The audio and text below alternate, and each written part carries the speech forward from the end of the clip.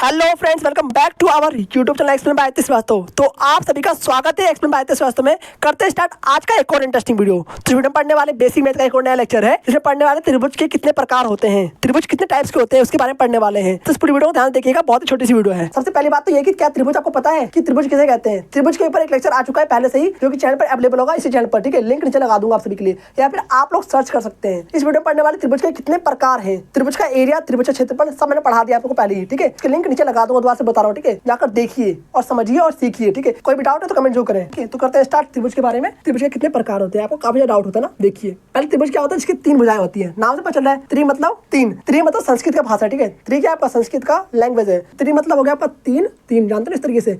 भुज मतलब भुजाएं, तो तीन भुजाओं वाली आकृति को क्या कहते हैं, त्रिभुज कहते हैं। ये बात आप याद रखना, ठीक है। और चार भुजाओं वाली आकृति को चतुर्भुज कहते हैं। तीन भुजाओं वाली आकृति को त्रिभुज कहते हैं और चार भुजाओं वाली आकृति को चतुर्भुज कहते हैं। इस बात को हमेशा याद रखें, ठीक है। आप पढ़ने वाले कितने टाइप्स के त्रिभुज होते हैं, ठीक है। इसके ऊपर डिटेल वीडियो पड़ी हुई है, लिंक नीचे लगा दूंगा, टेंशन मतलब बिल्कुल भी, ठीक है।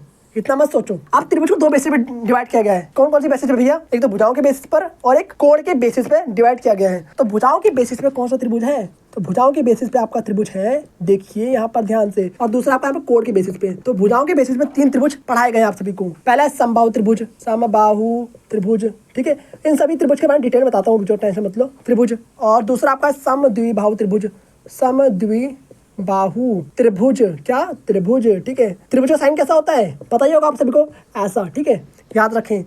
तीसरा होता है आपका विषमबाहु त्रिभुज, विषमबाहु त्रिभुज, ठीक है। आगे बात समझ में। और कोण की बेसिस पे तीन टाइप के त्रिभुज होते हैं। पहला होता है आपका समकोण त्रिभुज। क्या होता है पहला? समकोण त्रिभुज, समकोण त्रिभुज, ठीक है। दूसरा आपका होता है न्यून कोण त्रिभुज। क्या होता है?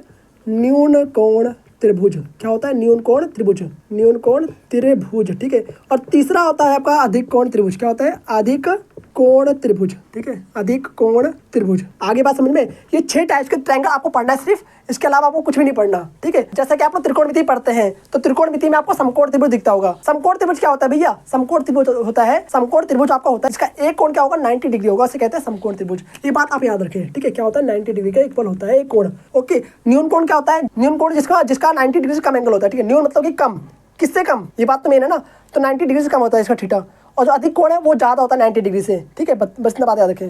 डिटेल में पूरी वीडियो पड़ी हुई है, ठीक है, आप सभी के लिए। तो न्यून कोण का थोड़ा आकृति में आप सभी को बनाता हूँ, देखो ऐसे। ये आपका हो गया न्यून कोण, 90 डिग्री से कम एंगल है। और ये हो गया आपका अधिक कोण, 90 डिग्री से ज़्यादा एंगल है। आगे बात समझ में। और ये हो गया आपका समकोण, सिर्फ 90 डिग्री यहाँ पर है, सिंपल सी बात है। ये हो गया आपका समकोण, ये हो गया आपका अधिक कोण, ये हो गया आपका न्यून कोण। अब आप कभी मत भूलना, ठीक है। आगे बात समझ में, याद रखें हमेशा। आप बताओ समबाहु त्रिभुज क्या होता है? समबाहु त्रिभुज मतलब जिसकी सारी की सारी भुजाएं समान होती हैं। सम में समान और बाहु में भुजाएं, सारी भुजाएं समान होती हैं, सारी भुजाएं, तीनों भुजाएं बराबर होती हैं भाई, ठीक है। अगर एक एक्स है, जो बाकी भुजाएं वो भी एक्स ही कहलाएंगी, ठीक है। सारी भुजाएं बराबर होती हैं। यहाँ पर आप सभी के लिए आकृति बना दिया ए बी सी। इसको हमने एक्स माना तो ये भी एक्स हो गया, ये भी एक्स हो गया। इसका एक गुण और है कि यहाँ पर जो एंगल बनता है 60 डिग्री का बनता है। अगर ये 60 डिग्री का एंगल है तो ये भी 60 डिग्री का एंगल ही बनेगा, और ये भी 60 डिग्री का एंगल ही बनेगा। आगे बात समझ में, इसका गुण है वैसे। दूसरा यहाँ पर देखो समद्विबाहु त्रिभुज। समद्विबाहु त्रिभुज मतलब कि नाम से पता चल रहा है, सम में समान होता है, द्वि मतलब दो, भुजाएं मतलब बाहु में भुजाएं, ठीक है। तो दो भुजाओं वाली, इसमें दो भुजाएं बराबर होती है, मतलब कि ए बी सी, मतलब ए भी बराबर होगा ए सी के, सिंपल सी बात है। और जिनके बेस पे एंगल बन रहा है वो भी आपस में इक्वल होते हैं, मतलब एंगल बी जो है वो एंगल सी के इक्वल होगा, ठीक है। इसके गुण है, इसको डिटेल में मैंने आपको पढ़ा रखा है वैसे। आता है विषमबाहु त्रिभुज। नाम से पता चला विषमबाहु त्रिभुज, भाई सारी भुजाएं इसकी बिल्कुल बेकार है, ठीक है। कोई भी बराबर होती ही नहीं है।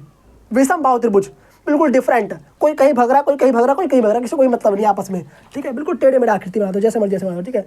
कोई भी आकृति सेम हो ही नहीं सकती इसमें। इसको मान लिया 3 मान लिया तो इसको 4 मान लो, इसको मान लो 5, कुछ ऐसा होता है, ठीक है। इसका तो त्रिभुज के ऊपर पूरी वीडियो कंप्लीट हो चुकी है। और त्रिभुज के कितने प्रकार होते हैं ये आप लोगों ने जान लिया है बिल्कुल अच्छे तरीके से। कोई भी डाउट आए तो कमेंट जरूर करें। बाकी त्रिभुज के ऊपर पूरी फुल वीडियो पड़ी हुई है, ठीक है। दोबारा से बता रहा हूँ मैं, दोबारा 4 बता दिया, ठीक है। तो लिंक नीचे मिल जाएगा, आप सभी को जाकर देखिए, कंप्लीट बहुत जरूरी है, ठीक है। वहाँ पर आपको क्षेत्रफल मैंने इसका पढ़ा रखा है, परिमाप भी पढ़ा रखा है, जाकर कंप्लीट देखिए। लिंक नीचे लगा दूंगा आप सभी के लिए। मिलते हैं आप सभी से नेक्स्ट वीडियो में, तब तक के लिए okay bye, thanks for watching. जय श्री राम, राधे राधे।